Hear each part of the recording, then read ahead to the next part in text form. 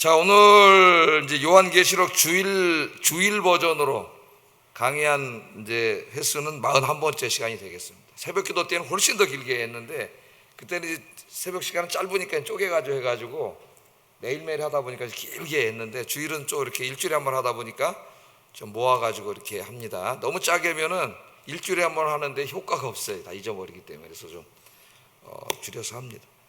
자, 오늘은 이제 6번째 진노의 대접에 대해서 공부하겠습니다. 6번째 진노의 대접.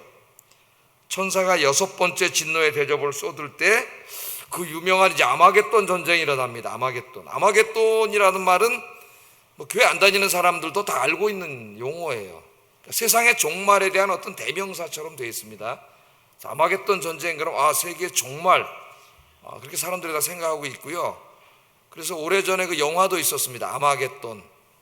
그 브루스 윌리스라고, 맞죠? 브루스 윌리스라고 하는 사람, 영화 배우가 나오는 아마겟돈인데, 그 영화는 이제 소행성, 지구의 마지막 종말이 오는데 소행성의 충돌로 지구의 종말이 오는 그런 것으로 구성되어 있어요. 그래서 무슨 우주 비행사들이 몇 명 이제 지구를 구하는 뭐 정확한 내용 기억이 안 납니다만 뭐 그런 얘기인데, 소행성 충돌.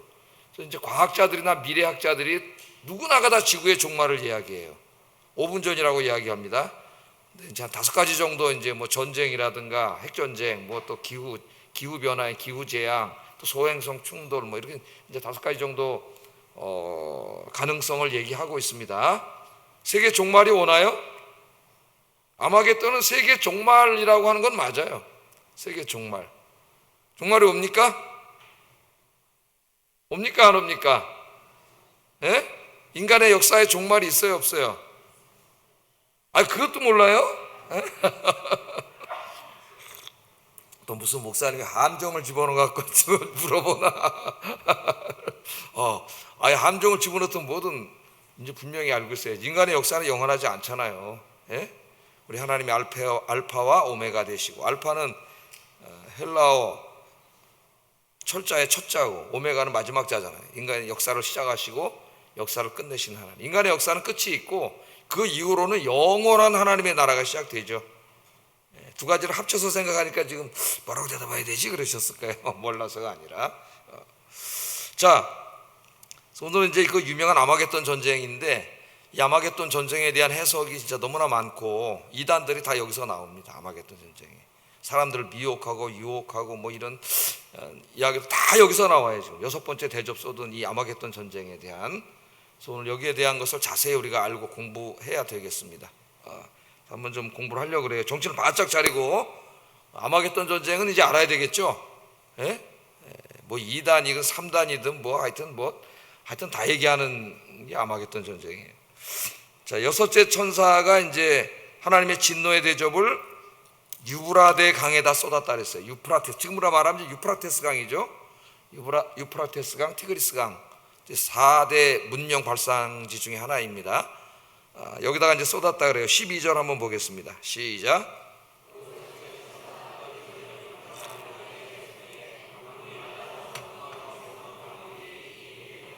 예, 6째 문자 그대로 일단 한번 읽어보는 거예요. 문자 그대로. 그 의미는 상징적이더라도 그 상징성을 정확하게 알려면 문자를 정확하게 알아야 되겠죠. 일단 6번째 천사가 큰 진노의 대접을 큰 강 유프라테에 쏟았다. 유프라테스 강에다가 진노의 대접을 쏟았더니 그 큰 강이 어떻게 됐어요? 말랐어요. 그 강이 강에 물이 없어졌어요. 그랬더니 그 동쪽에 있는 왕들이 연합을 해가지고 어떻게 했습니까? 그들이 이제 이 오늘 말씀에 의하면은 이 이스라엘을 쳐들어오는 길이 열렸다. 이스라엘은 안 나오지만 이제 이따 아마겟돈이 그 이스라엘의 무기토기 때문에 이스라엘을 쳐들어오는 길이 열렸다. 그런 거죠. 한번 생각을 해보세요.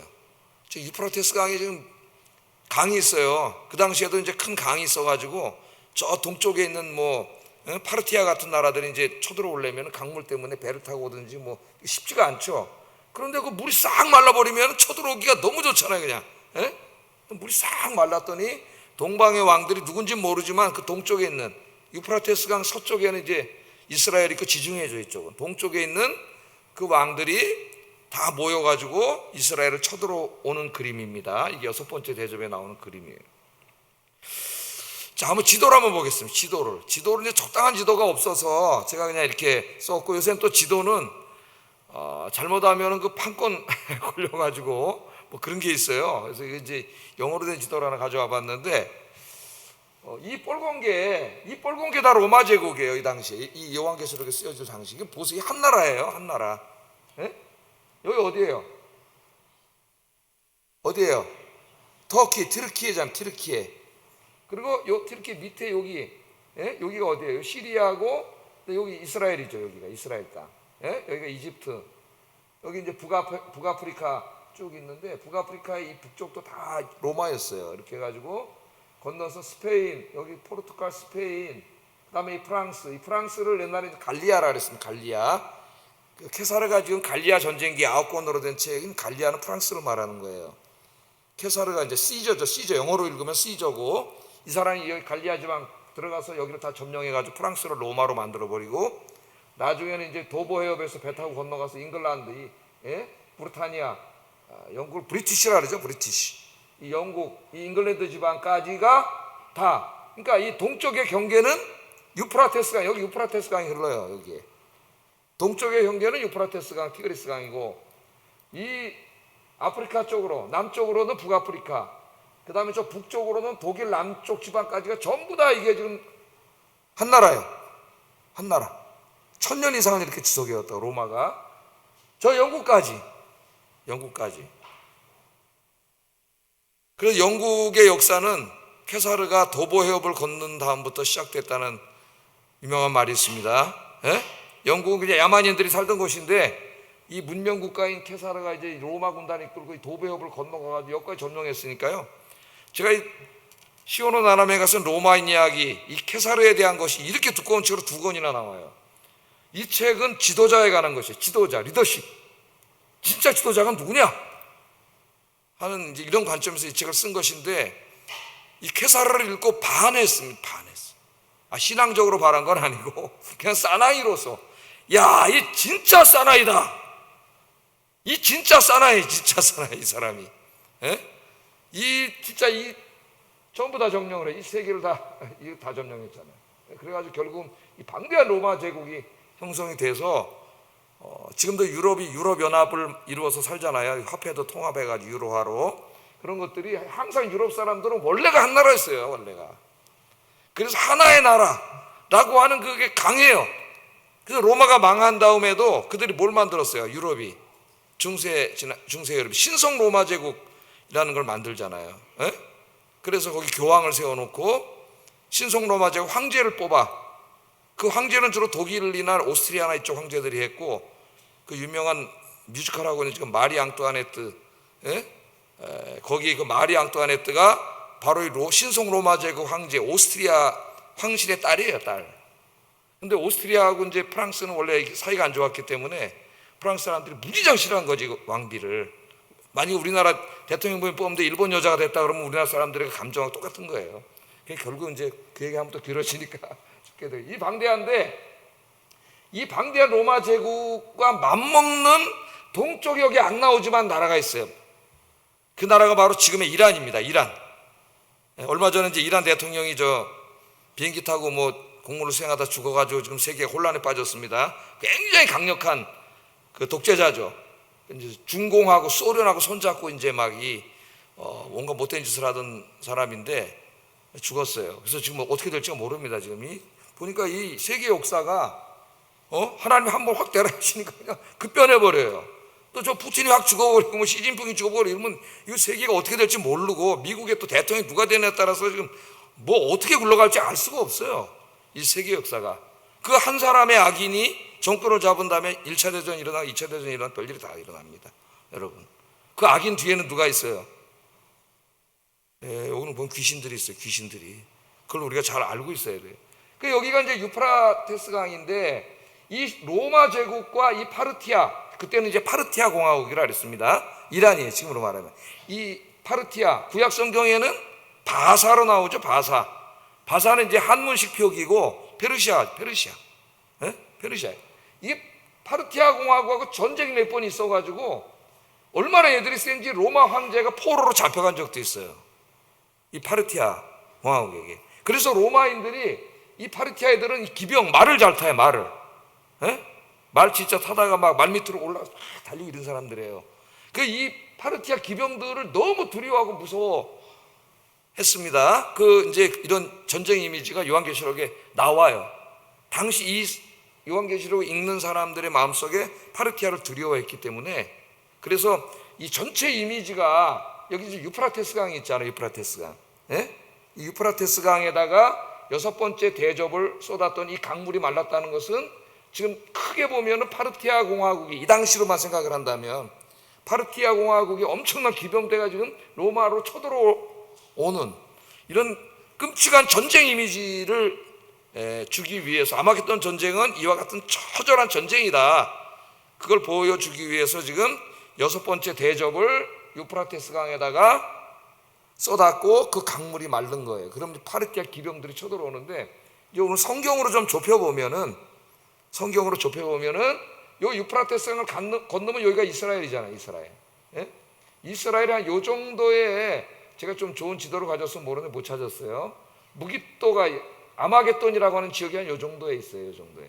그러니까 지금 이 그림은 넓게는 지금 전쟁 이미지예요. 파르티아가 로마를 쳐들어오는 전쟁. 그러니까 아마겟돈 전쟁은 이와 같이 끔찍한 전쟁이 될 것이다 하는 이미지를 우리에게 제공해 주기도 하지만, 이 전쟁이 아마겟돈에서 일어난다고 하기 때문에 지금 이 동방의 왕도 파르티아 하나가 아니라 동방에 있는 다 왕들이죠. 엄청나게 많은 나라들 다 모아가지고 아마겟돈, 이스라엘의 아마겟돈을 쳐들어오니까 결국은 동방의 이방의 왕들이 하나님의 백성들이죠. 하나님의 나라, 하나님의 백성들을 쳐들어오는 그림이에요. 쳐들어오는 그림. 이제 이따 또 자세히 공부하겠지만 미리 한번 얘기해 봅니다. 유프라테스 강에다 왜 쏟았느냐? 아까 첫 번째는 이 전쟁 이미지가 있고요. 두 번째는 구약 성경을 읽으면 이 유프라테스 강은 이방 민족과 하나님의 나라 이스라엘의 경계선입니다. 경계선. 그런 상징적인 의미가 있어요. 상징적인 의미가. 그러니까 여기서는 이방 나라들이 하나님의 나라를 쳐들어오는 거예요. 이제 좀 이따 공부하겠지만 결국 이 사탄의 무리들이, 사탄의 에이전시들이 하나님의 교회를 공격하는 그림입니다. 이 아마겟돈 전쟁이 교회를 공격하는 그런 그림이다. 서론적으로 우리가 한번 그렇게 전체 지도를 통해서 설명하면, 사실 설명은 다 했어요. 그래서 이것이 어떤 사람들은 문자적으로 진짜 동방의 왕들이 다 모여가지고 지금 이스라엘로 쳐들어오는 그림이고, 이것이 세계 3차 대전이고 여기서 핵전쟁이 일어나고, 그래서 이제 세계 인류 역사는 멸망할 것이다, 그렇게 해석하는 사람들이 7년 대환란 주장하고 세대주의자들이라 그랬죠. 문자적으로 해석을 해가지고 그런 전쟁이 일어날 것인데, 특별히 요즘에 보면 저 이스라엘에서 지금 전쟁이 막 벌어지고 있지 않습니까? 전쟁이 벌어져서 지금 이란하고 이스라엘하고 일촉즉발일 때, 미사일이 왔다 갔다 할 때 지금 이란 왕이 죽은 거예요. 이란 대통령이. 왜 죽었는지는 모르지만은 비행기 타고 가다가 비행기 사고로, 뭐 아무도 생각하지 못하고 예상하지 못했는데 이란 대통령이 그랬대잖아요. 누가 나를 죽이랴? 그런데 비행기 사고로 죽었어요. 그게 지금 그런 상태에 있습니다. 그러니까 이렇게 중동에서 문제가 생길 때마다 이 좀 잘못된 종말론을 주장하는 사람들이 꼭 이제 이 얘기를 끌고 들어와 가지고 이스라엘을 쳐들어온다 그래요.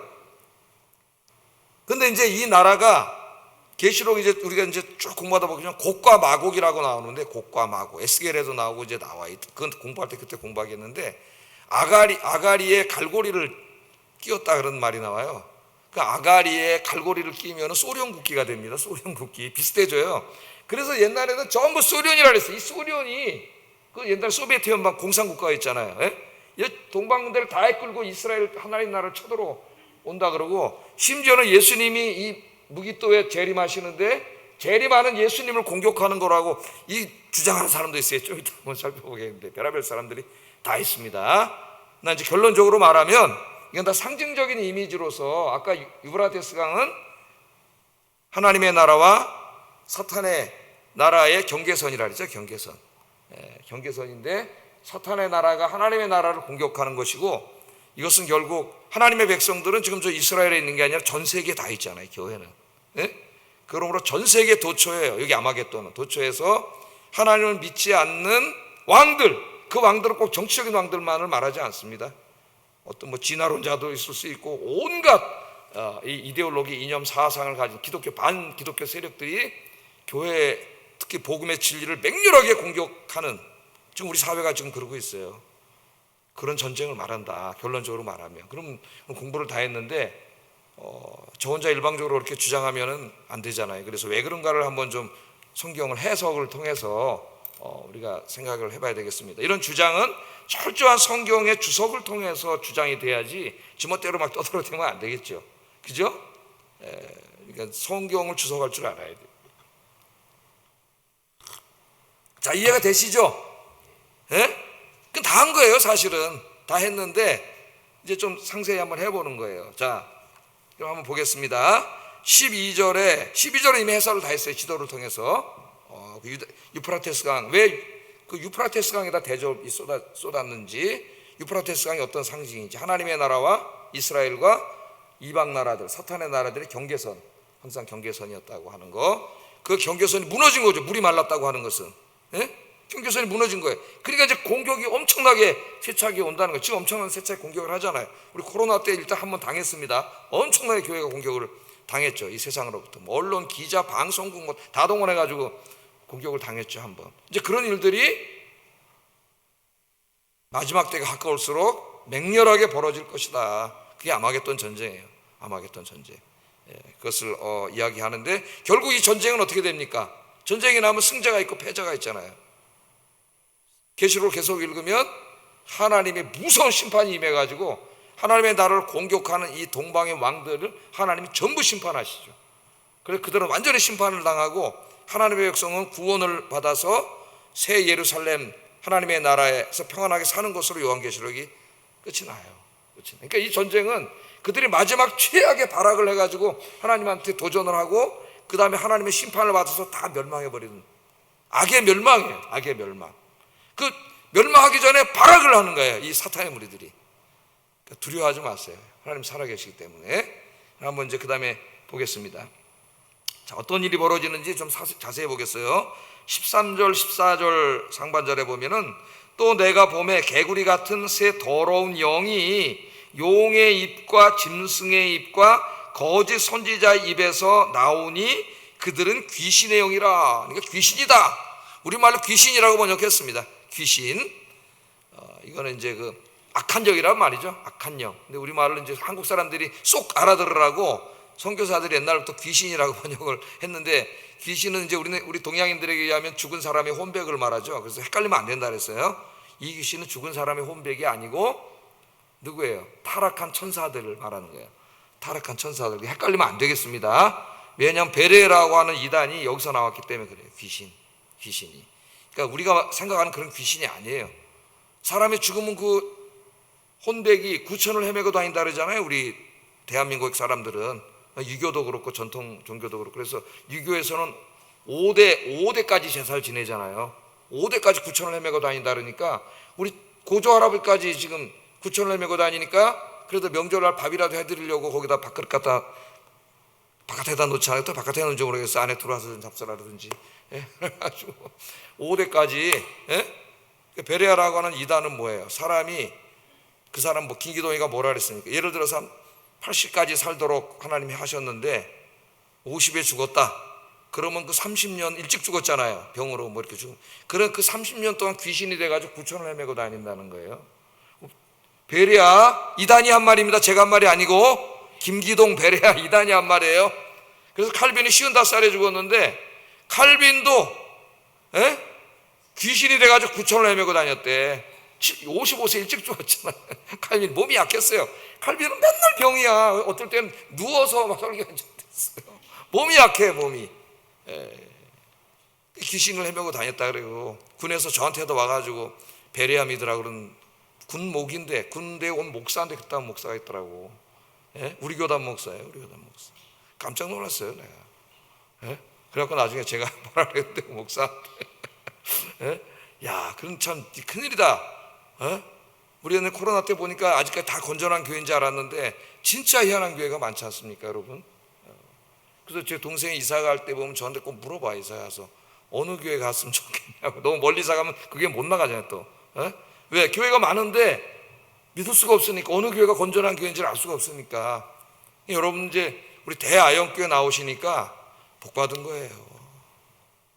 할렐루야. 예. 아닌 것 같은데, 그러니까 하나님 진리의 말씀을 가르쳐 주잖아요. 진리의 말씀.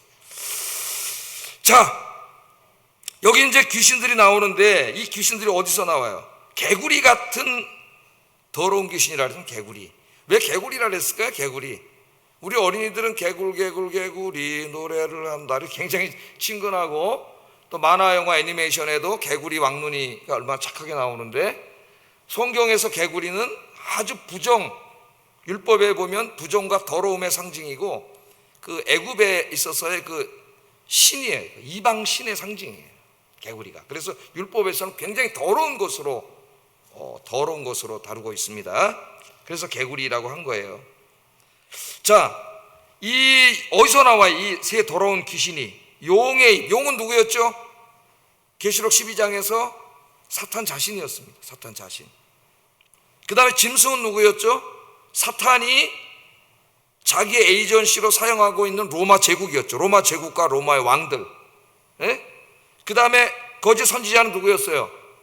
사탄과 로마 왕을 신으로 섬기도록 입으로 미혹하는 사람들. 그 사람들 중에는 정치 지도자들도 있었고, 잘 보이려고 로마 황제에게, 또는 그 거짓 선지자들도 있었고, 이 세 사람이잖아요. 이게 나오잖아요. 요한계시록 12장 13장에서 배웠어요, 안 배웠어요?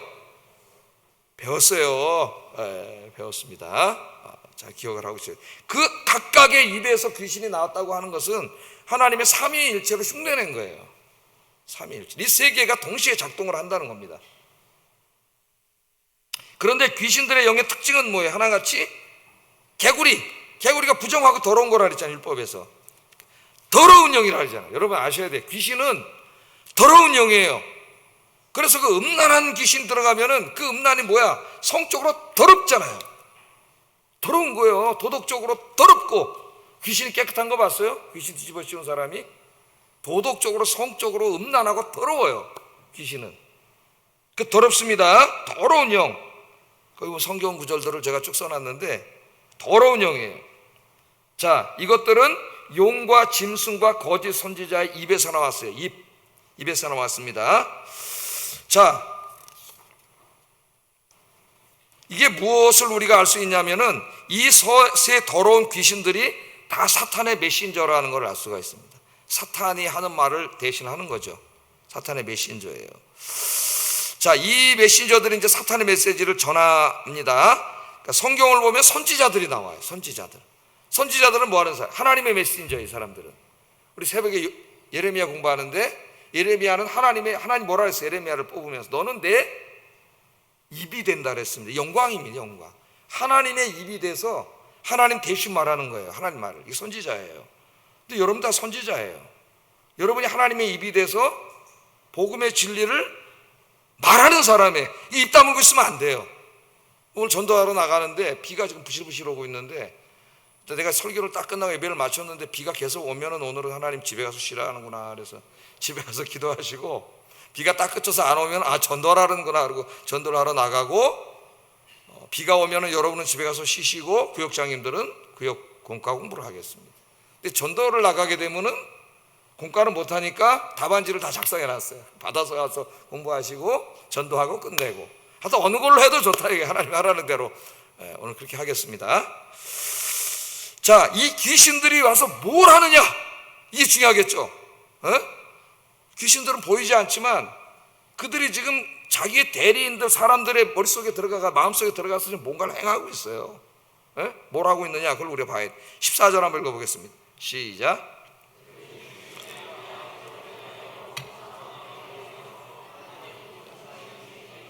전쟁을 위하여 그들을 모으더라. 그러니까 이 귀신이 하는 일이 뭐예요? 지금 이 귀신이 이적을 행해.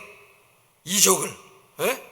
귀신들도 이적을 행하고 하늘에서 불이 내려오게 한다 그랬잖아요. 하나님께서 성경 말씀에 나와요. 그러니까 기적은 그 사람의 죄인이를 판단하는 기준이 될 수 없다. 성경은 이렇게 얘기하죠. 오늘 사람들은 기적을 굉장히 좋아해.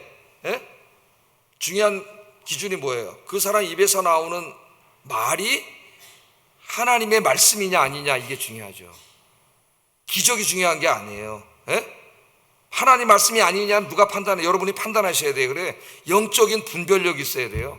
진리의 분별력이 굉장히 중요한 겁니다. 저는 나중에 속았는데요, 그 속은 자들도 다 영원한 불못에 들어갈, 성경에 이렇게 나와 있어요.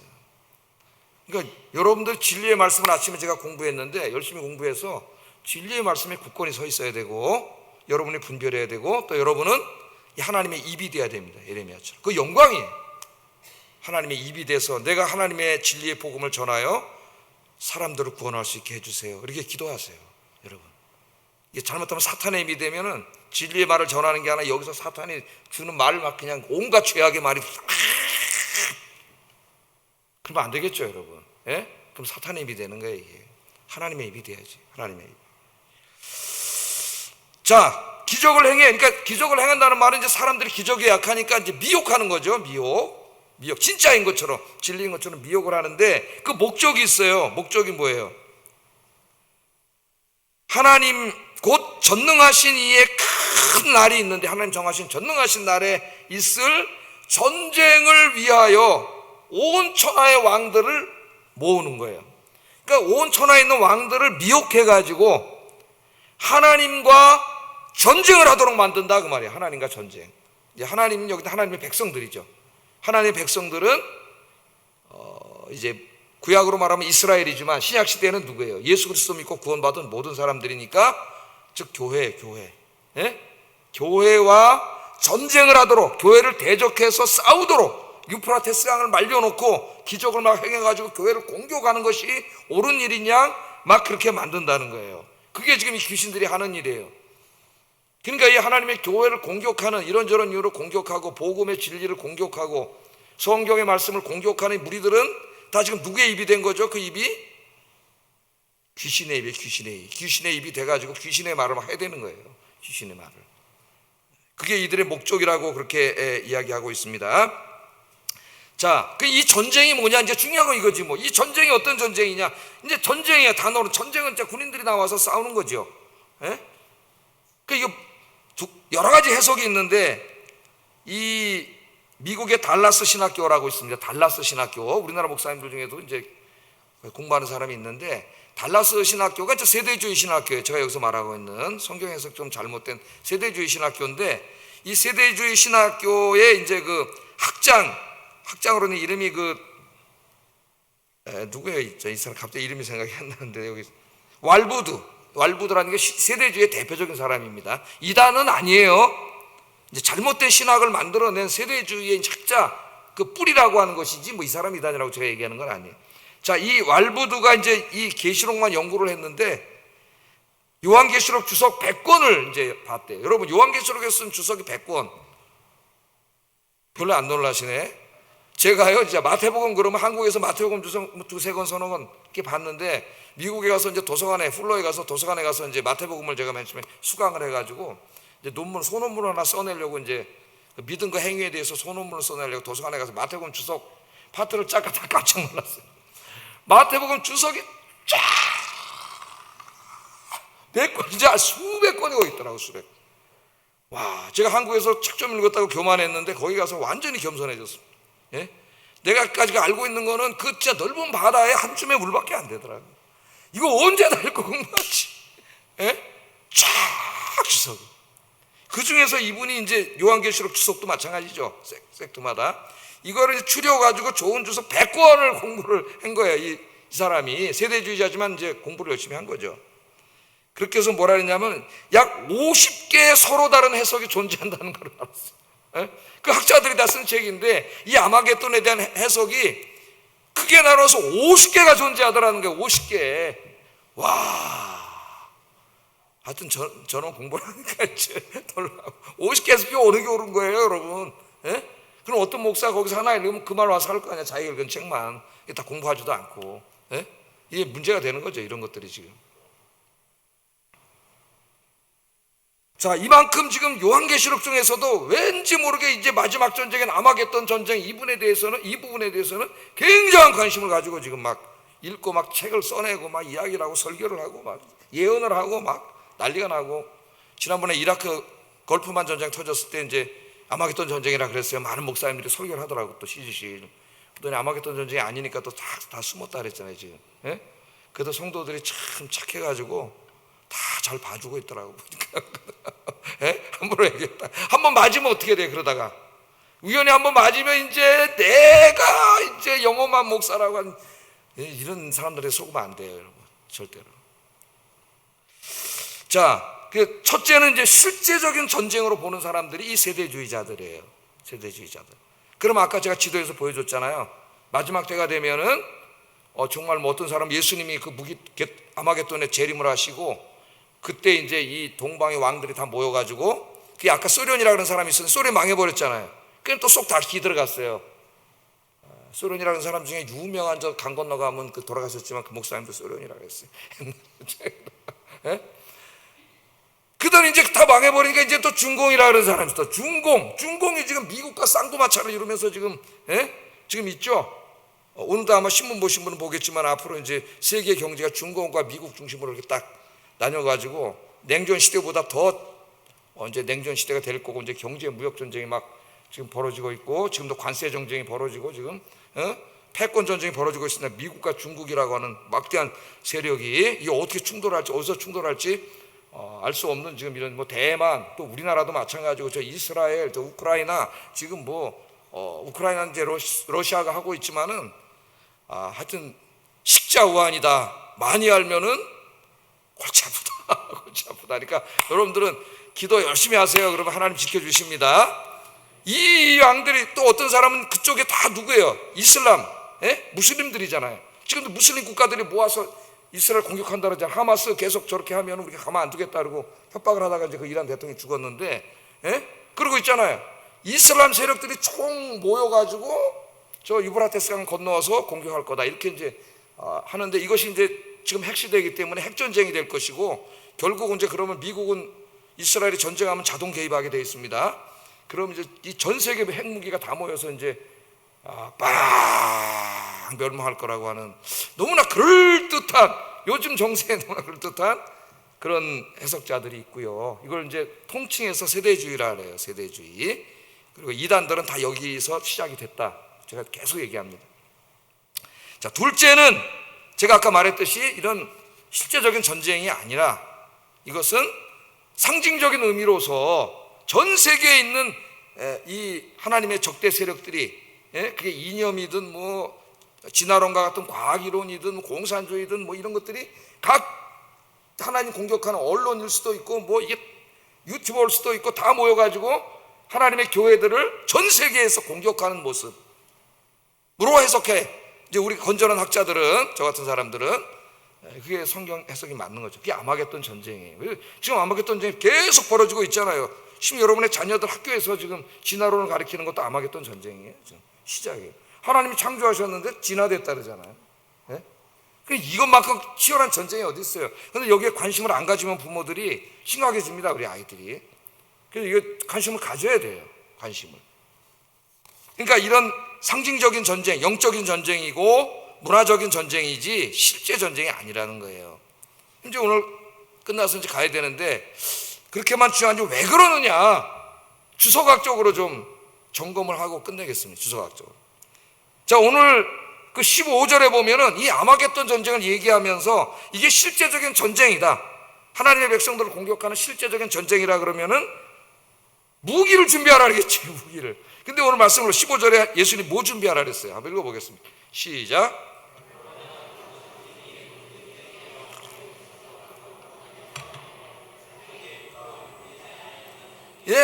이 동방의 왕들이 모여서 저 유프라테스 강이 말라가지고 건너와가지고 공격하는데, 그 하나님 백성들 보고 뭘 준비하라 그래?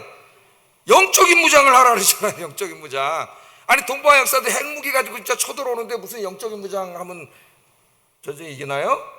만약 그게 진짜 전쟁이라 그러면 예수님이 이렇게 안 하셨겠죠. 철저히 무장해라, 준비해라 이렇게 했겠지. 근데 영적으로 무장하라고 말씀하시잖아요. 그러니까 영적인 전쟁이라는 게 벌써 그 다음 절만 읽어도 딱 나와요. 영적인 전쟁이라는 게. 성경 공부는 그렇게 하고 이단들이 뭐라 하면 여러분이 이렇게 답변을 해줄 수가 있어야 돼요. 답변을. 그래 대화를 할 수가 있잖아요. 이단들은 다 배워갖고 와서 막 지네 거 막 얘기하는데 한 말도 못하고 이런 진짜 이런 이제 성도가 되면 안 된단 말이에요. 성도들이. 그 다음에 두시락 보면은 두 번째 증거는 요한계시록 자체의 증거예요. 제가 저기다 쭉 다 써왔어요.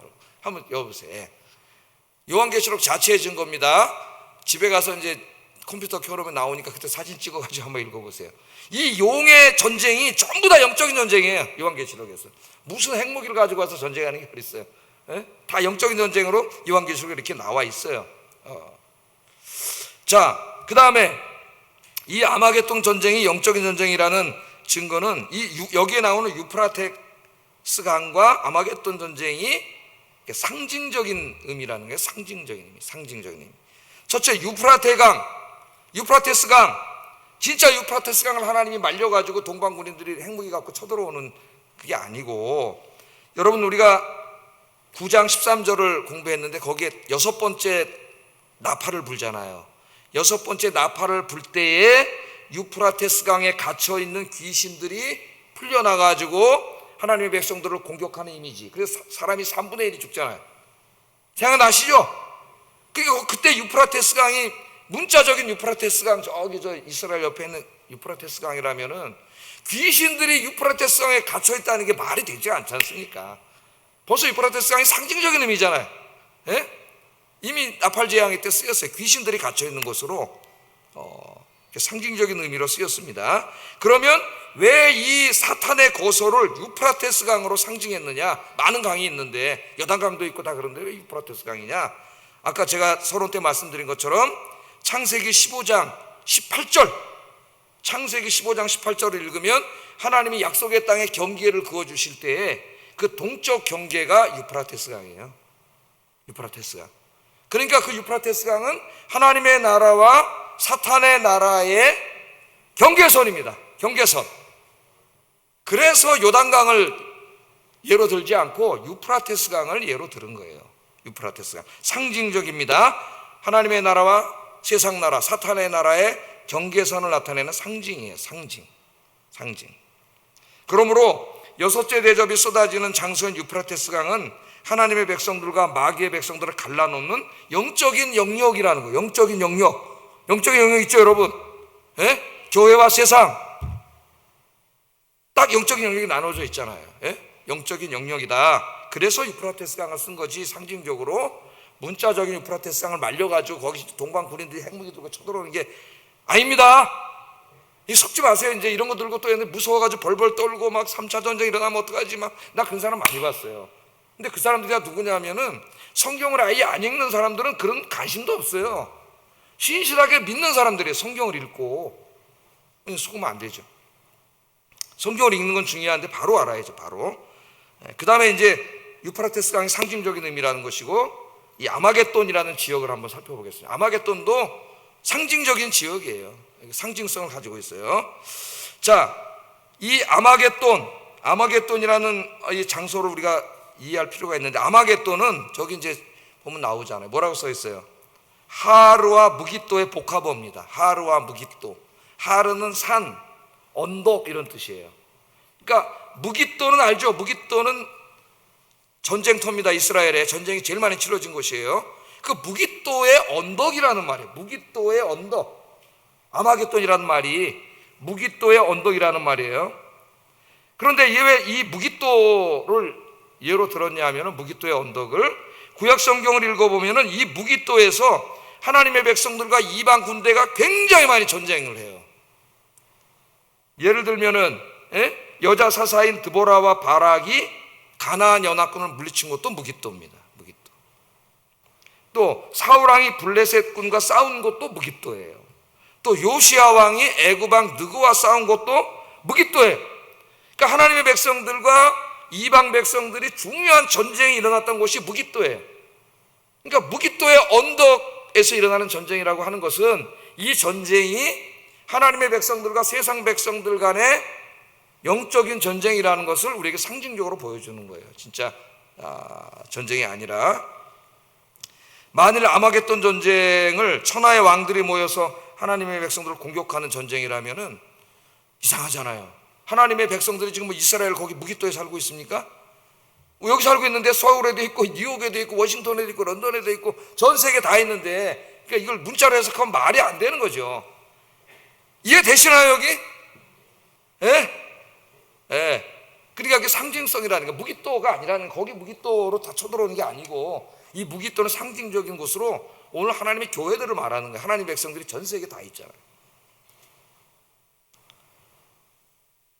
자, 그래서 아마겟돈은 히브리어 무기토의 언덕을 뜻하는 것으로 이 무기토는 전 세계에 터져 있는 하나님 백성들, 교회를 말하는 것이고, 그 교회를 향하여 그 주변에 있는 악의 세력들이 초원 공격을 하는 영적 문화적 전쟁이지, 진짜로 저기 유프라테스 강을 지나가지고 중공군이 뭐 군대를 잔뜩 모아서 저 이스라엘 하나님 백성들 공격하는 그런 전쟁이 아니다. 말도 되지도 않는 그런 해석이다. 엉터리 해석이다. 이렇게 말씀을 할 수가 있겠습니다. 자, 그러면 지금 우리는 이미 아마겟돈 전쟁이 시작된 가운데 살고 있습니다. 그리고 그 전쟁이 공격을 하는데 그 전쟁이 가장 심각하게 벌어진 여러분 마음속에서 벌어지는 거예요. 세상의 소리도 듣고 교회 와서 설교도 듣고 어떻게 살아야 되지? 그럴 때 그걸 결정하는 게 나 자신이에요. 그러니까 내 마음속에서 벌어져요. 내 마음속에서. 예? 마음속에 사탄의 입을 통해서 들어오는 소리가 있고 하나님의 선지자의 입을 통해서 들어오는 소리가 있어요. 양쪽 소리가 막 귀에 들려오는데 여러분 어떻게 살고 있습니까? 여러분 이 아마겟돈 전쟁에서 승리하고 계신가요? 자기 생각해 봐야 돼요. 그래서 이 전쟁이 지금 벌어지고 있는데 눈만 뜨면 벌어지고 있습니다. 우리의 삶의 모든 영역에서 사탄은 자신의 대리인들을 총동원해서 교회 성도들을 쓰러뜨리려고 혈안이 돼 있다. 지금 우는 사자가 먹이 찾는 것처럼 그러고 다니고 있습니다. 예. 자, 어떻게 공격한다 그랬어요? 이미 계시를 공부했어요. 핍박함으로 공격하고 돈과 세상의 즐거움으로 유혹함으로 공부하고 또 무신론 철학이나 진화론을 신방하는 지식인들의 책을 통하여, 강연을 통하여, 유튜브를 통하여 공격을 합니다. 또 음란과 쾌락과 같은 달콤한 문화와 유혹을 통하여 성도들의 도덕적인 삶을 공격을 하고, 자유주의 신학자, 목사들을 통하여 하나님의 진리를 왜곡시키는 공격을 통해서 공격을 하고, 예? 신천지 같은 이단 사이비들을 동원하여 성도들을 미혹하여 공격해. 바로 이 사탄이 사용하는 이 모든 무기에, 이게 핵무기가 아니라 바로 이거예요. 이거. 예? 이걸 가지고 지금 성도들의 마음속에 찾아와서 계속해서 여러분을 유혹하고 미혹하고 공격하는 것이 이게 아마겟돈 전쟁이에요. 이 전쟁이 주님 가까울수록 더욱더 심해지고 이 사람들이 왕처럼 이 세력을 모아가지고 교회와 복음의 진리를 계속 공격할 거예요. 그 중에 하나가 이제 동성애라든가 지금 뭐 낙태 문제라든가 이혼, 이제 이런 문제라든가 막 공격하고 있잖아요. 이들의 주 타겟이 뭡니까? 기독교의 가르침입니다. 동성연애를 정지하는 기독교예요. 기독교밖에 없어요. 예? 그래서 기독교를 맹렬하게 공격하는 것이지. 그래서 이제는 앞으로 지금 이미 유럽이나 미국에 동성애가 죄입니다. 설교하면 그 목사 잡혀갑니다, 여러분.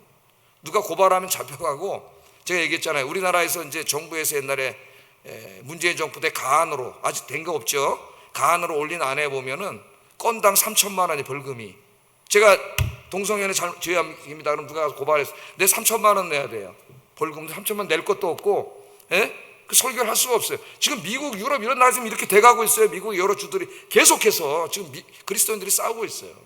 이것에 대해서. 이런 것들을 계속해서 공격해오고 성적인 문제라든가 이런 데 대해서 굉장히 자루어지고 있잖아요. 이 성적인 문제도 우리 사회가. 그런 것들이 표준인 것처럼, 정상적인 것처럼 이런 영화라든가 이런 데 통해서 멋진 주인공이 그런 행동을 막 해. 예? 그래서 그걸 굉장히 정상적인 것처럼 만들어 놓음으로써 도덕적인 표준을 확 떨어뜨려 놓는 사람들이. 기독교인처럼 주장을 하면 저게 무슨 조선시대 사나? 예? 이렇게 하면서 조롱하고 모욕하고 이런 전쟁들이 수도 없이 우리 삶의 영역에서 점점 더 강화될 거예요. 앞으로. 특별히 지금 등장하고 있는 PC라고 하는 신자유주의자들의 주장에 의해서 이것이 이제 학교 교수들, 학자들을 다 장악하고 젊은이들의 학교 강연을 통해서 다 지금 오염되고 있습니다. 굉장히 오염되어 있어요. 지금도. 이 진리를 지키기가 쉽지가 않아요. 예? 그런데 오늘 요한계시록은 끝까지 싸워서 이기는 자가 에게 하나님이 영생의 면류관을 주리라. 할렐루야.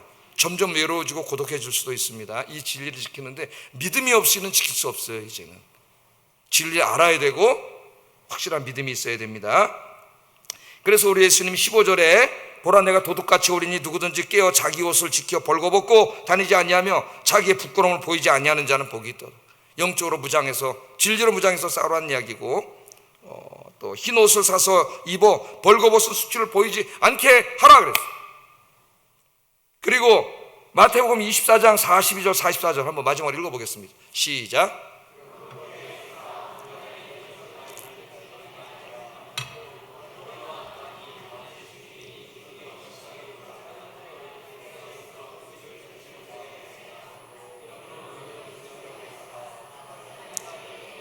아멘. 예수님 언제 오신다고요? 생각하지 않은 때 갑자기 오셔요. 예수님이 갑자기 오시는데, 예수님 갑자기 오시기 때문에 항상 어떻게 하고 있어야 돼요? 영적으로 깨어 있어야 돼요. 예수님 오실 때 좋은 모습을 보이지 않게 하라 그랬잖아. 깨어 있어. 항상 주님이 언제 오실지 모르기 때문에 항상 깨어서 열심히 신앙생활 해라. 열심히 예배드리고 복음 전하고, 할렐루야. 이 아마겟돈 전쟁, 이 사탄 더러운 귀신과의 싸움에서 지지 말고 승리하라. 이게 요한계시록에 우리에게 주시는 강력한 말씀이에요. 메시지. 끝까지 이기는 자, 승리하는 자, 하나님 영생의 면류관을 주신다. 믿는 자라고 하지 않았습니다. 여러분, 끝까지 이기는 자예요. 이기는 자. 승리하시는 여러분 되기를 주의 이름으로 축복합니다. 기도하겠습니다. 우리는 지금 사탄과 그 대리인들과 영적인 아마겟돈 전쟁을 하고 있습니다. 사탄은 지금 이 시간에도 자기의 대리인들을 통원하여 교회와 성도들을 공격하고 있습니다. 예수님이 도적같이 오신다고 했습니다. 예수님이 언제 오실지 모릅니다. 그러므로 우리는 항상 영적으로 깨어 있어야 합니다. 예수님이 오실 때 영적으로 벌거벗은 모습이 되어서는 안 됩니다. 항상 예배와 기도와 말씀으로 무장하여 사탄과 영적인 아마겟돈 전쟁에서 승리하는 하나님의 복을 받는 백성이 되게 하소서. 기도하겠습니다.